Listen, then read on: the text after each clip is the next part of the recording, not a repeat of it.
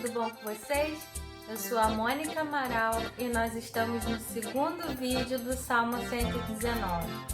Então, pega o seu capacete da salvação e vem com a gente!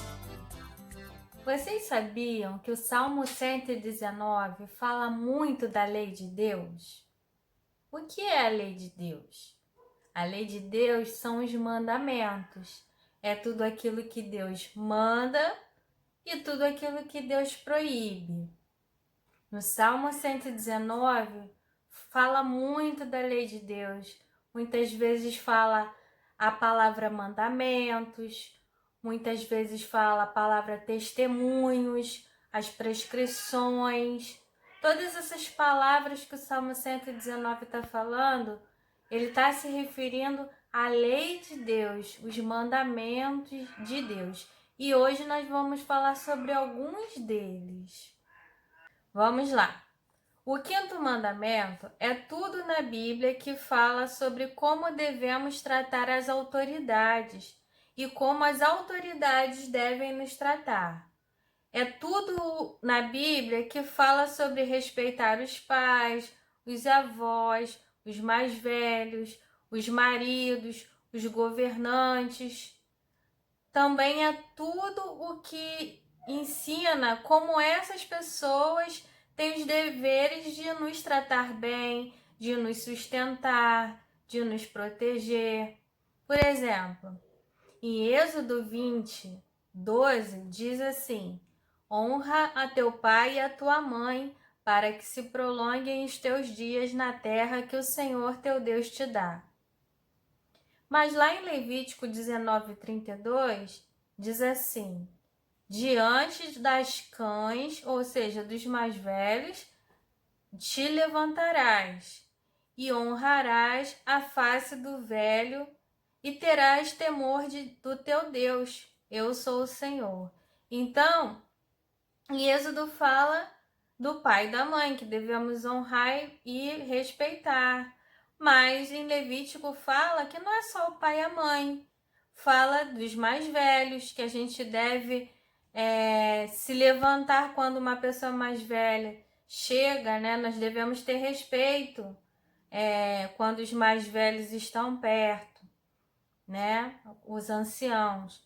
Lá em Romanos 13:1 fala assim: toda pessoa esteja sujeita às autoridades superiores, porque não há autoridade que não venha de Deus, e as autoridades que há foram ordenadas por Deus. Então é um outro versículo falando sobre respeitar autoridades. É mais um versículo que está dentro desse tema do quinto mandamento. Em Provérbios 17:26 diz assim: não é bom punir o justo, nem os príncipes é bom que eles firam as pessoas que agem justamente. O que esse versículo está falando? Até agora a gente viu versículos que falam como nós devemos tratar os mais velhos, as pessoas de respeito. Mas também existem versículos que dizem como é que os governantes devem tratar as pessoas que eles governam.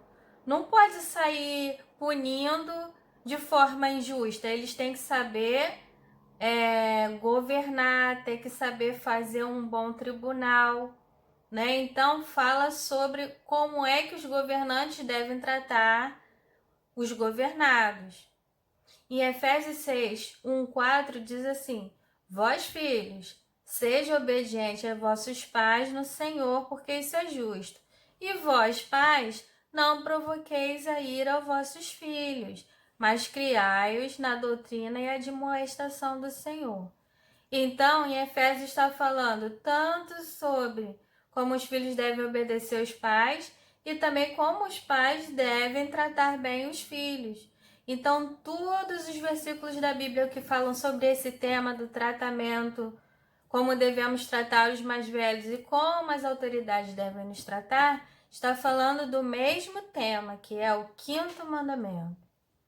E por último, nós temos outro versículo sobre esse tema do quinto mandamento.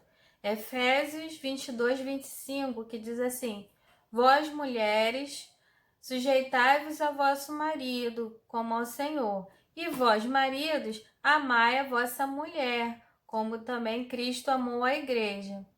Então, é a mesma coisa, fala de respeito das mulheres para os maridos e a obrigação dos maridos de amarem as mulheres. Então, esse é o 5º mandamento. Existem vários versículos na Bíblia que falam sobre esse tema, e toda vez que você lê um versículo sobre esse tema de respeito, é o 5º mandamento. É alguma proibição ou alguma ordem que Deus está falando sobre esse tema. Agora nós vamos para o 6º mandamento. O 6º mandamento é tudo na Bíblia que fala sobre como devemos tratar bem as pessoas, cuidando do seu bem-estar, preservando as suas vidas, tomando cuidado para não prejudicá-las nem machucá-las, ajudando, tendo paciência, misericórdia, perdoando as pessoas que nos ferem, nunca odiar nem ferir as pessoas nem com objetos, nem com o nosso corpo, nem com palavras. Então, tudo na Bíblia que fala sobre esse tema é o 6º mandamento. Nós temos o 6º mandamento em Êxodo 23, que diz assim: não matarás. Mas lá em Mateus, lá no Sermão do Monte, Jesus fala assim, em Mateus 5, 21, 22, fala assim: ouviste o que foi dito aos antigos, não matarás. Mas qualquer que matar será réu de juízo. Eu, porém, digo mais, que qualquer que sem motivo se encolerizar, ficar com raiva, de seu irmão, será réu do juízo. E qualquer que chamar o seu irmão de idiota, outra pessoa, um semelhante de idiota, será réu do sinédrio. E qualquer que chamar estúpido, alguém de estúpido, será réu do fogo do inferno. Então está dizendo que não matarás não significa só você não tirar a vida de uma pessoa, mas se você odiar uma pessoa, se você xingar uma pessoa, você está quebrando o 6º mandamento. Em Colossenses 3,8 diz assim: mas agora tirai de vocês tudo isso: ira, cólera, malícia, maledicência, que é falar mal, das palavras torpes da sua boca, tirar as palavras ruins, palavrão, xingamento, tudo isso que fere o próximo, que deixa a outra pessoa triste, tá no 6º mandamento. Se trata do 6º mandamento, é uma forma de você destruir a vida da pessoa, de você prejudicar a vida da pessoa, com suas palavras. Mateus 5,44 diz assim: eu, porém, vos digo, amai vossos inimigos, bendizei os que vos amaldiçoam, fazei bem àqueles que vos odeiam, e orem pelas pessoas que te maltratam e te perseguem. Mais um versículo do 6º mandamento aí, sobre como tratar as pessoas. Efésios 4, 29 até 32 diz assim: não saia da vossa boca nenhuma palavra torpe, mas só a palavra que for boa para promover, para construir, para promover edificação, para dar graça aos que ouvem. Toda amargura, ira, cólera, gritaria, blasfêmia, malícia, seja tirada do meio de vocês. Antes, sejam uns para com os outros benignos, misericordiosos, perdoando-vos uns aos outros, como também Deus vos perdoou em Cristo. Então, o perdão, ele também faz parte do 6º mandamento, Tudo aquilo que diz respeito a como a gente deve tratar bem as pessoas faz parte do 6º mandamento. O 7º mandamento é tudo na Bíblia que fala sobre o autocontrole do nosso corpo. É toda a ordem ou proibição de Deus sobre as coisas que nós fazemos com o nosso corpo ou com o corpo dos outros. Devemos preservar o nosso corpo, não expor algumas partes do nosso corpo e nem ver algumas partes do corpo que não é nosso. Também devemos ter o controle total do que fazemos com o nosso corpo. Por isso, não podemos ingerir coisas que alterem, que tiram o nosso controle em qualquer grau. Nós devemos ter o controle do nosso corpo o tempo todo. E então isso também diz respeito aos exageros dos prazeres. Por exemplo, comer demais, dormir demais, todos esses exageros ou substâncias que tiram o controle do que nós estamos fazendo, ou quando nós temos atitudes exageradas, como comer demais, dormir demais, tudo isso diz respeito ao controle do nosso corpo. Em Êxodo, nós temos esse mandamento dizendo assim, Êxodo 20, 14, não adulterarás. Então, nós pensamos que esse mandamento, que o 7º mandamento, é só sobre o casamento, para os casados, mas não somente. E Mateus 5, 28 diz assim, qualquer que olhar para uma mulher da maneira impura, já cometeu adultério com ela. Em 1 Timóteo diz assim, 2:9 diz assim, que do mesmo modo as mulheres se vistam com roupa decente, com pudor e autocontrole. Então, vestir com roupas que não mostrem certas partes do nosso corpo faz parte do 7º mandamento, é um mandamento de Deus, né? Então, isso serve para casadas, solteiras, né?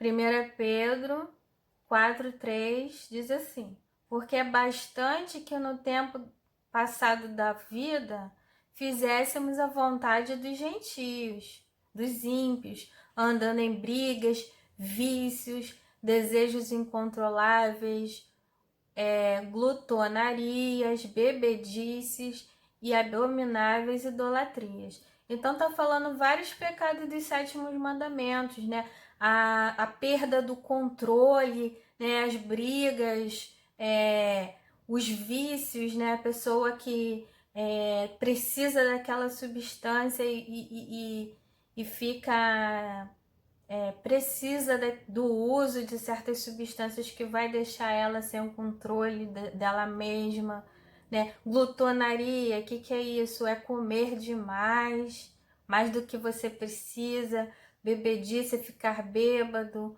né? Ou tomar substâncias que vai tirar você do controle daquilo que você faz. Em Provérbios 25:16 diz assim, achaste mel? Come o que te basta, para que porventura não te fartes dele e o venhas a vomitar.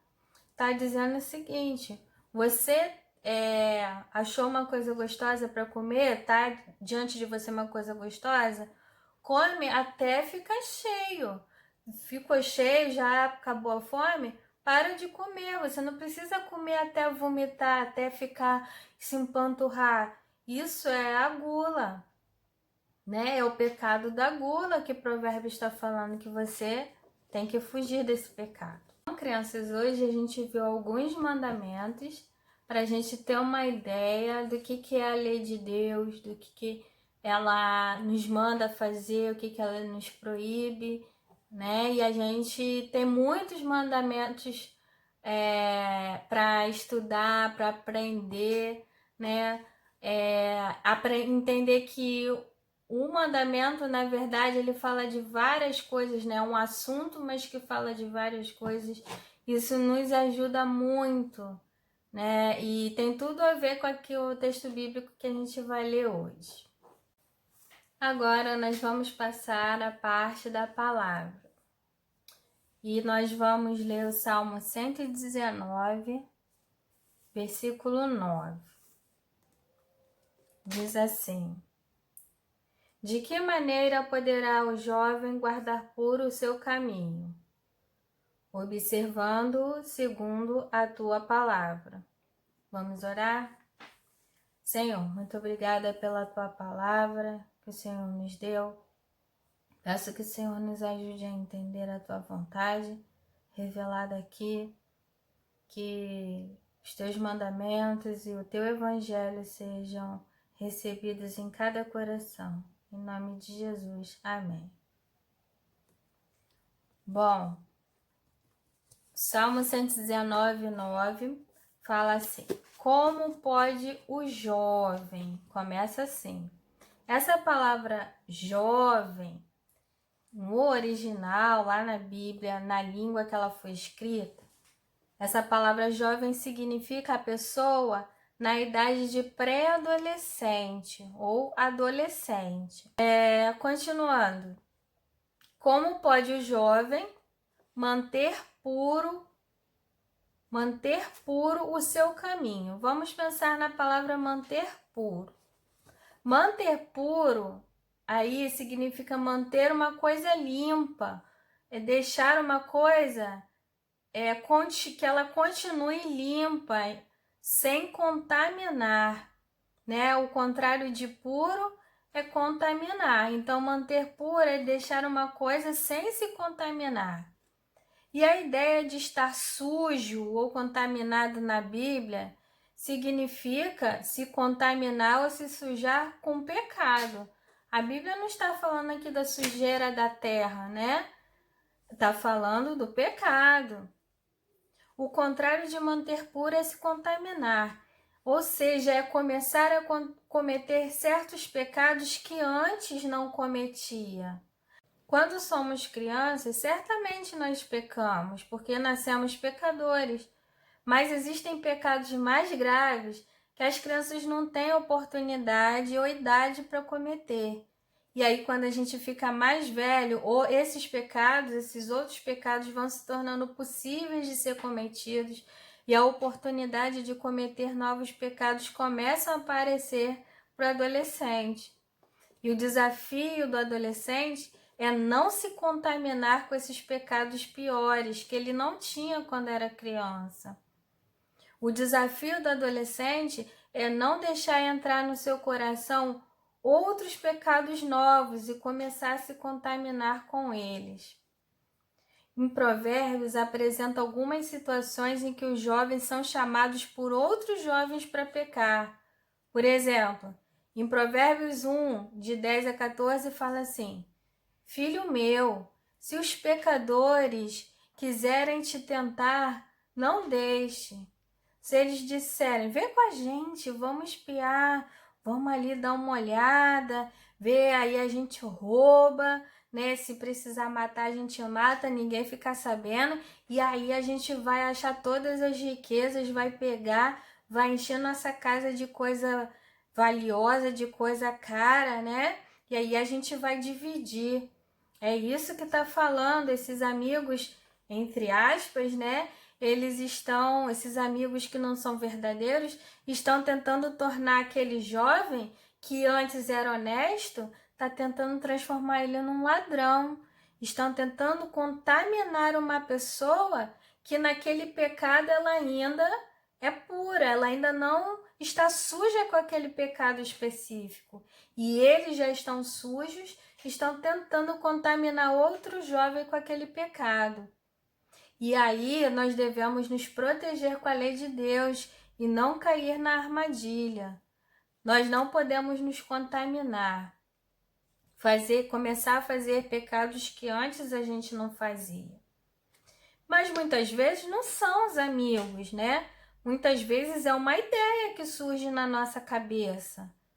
Foi o que aconteceu com o filho pródigo. A história do filho pródigo diz assim, não fala que foi um amigo que influenciou ele, mas ele se imaginou numa vida em que ele seria muito feliz vivendo uma vida sem controle, sem obedecer ninguém, gastando o dinheiro todo e não trabalhando, vivendo todos os prazeres da vida, fazendo tudo aquilo que ele queria, né? E essa imaginação da vida, dessa nova vida veio na cabeça dele, de alguma forma, né? E ele seguiu, e aí ele se contaminou com vários pecados, quebrando vários mandamentos que antes ele não tinha quebrado, né? Então a história do filho pródigo fala também sobre uma contaminação que aconteceu nessa idade da juventude.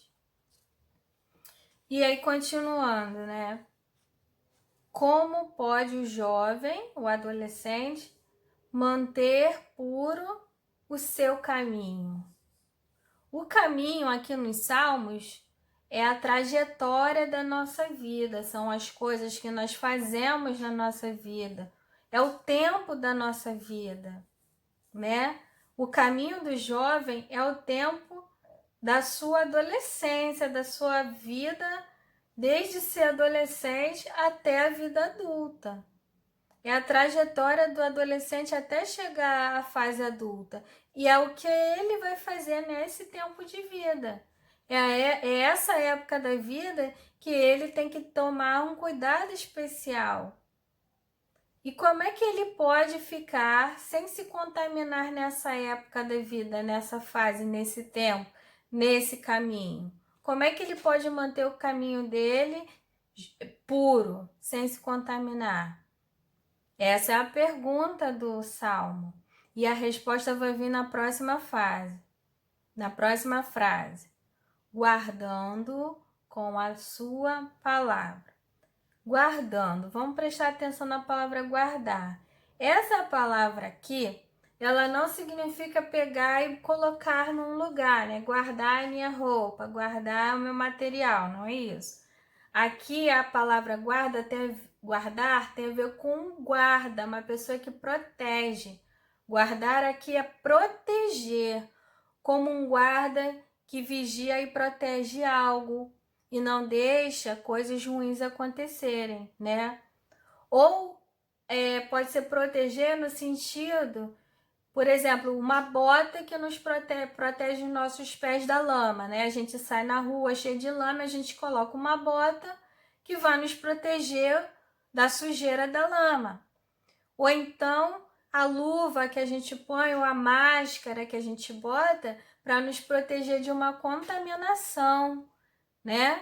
Que a gente não bota máscara para não ser contaminada, aquela máscara vai nos proteger, né? Então é nesse sentido de guardar, de proteger, ou como uma vacina que nos protege de uma doença. É esse sentido de guardar, de proteger.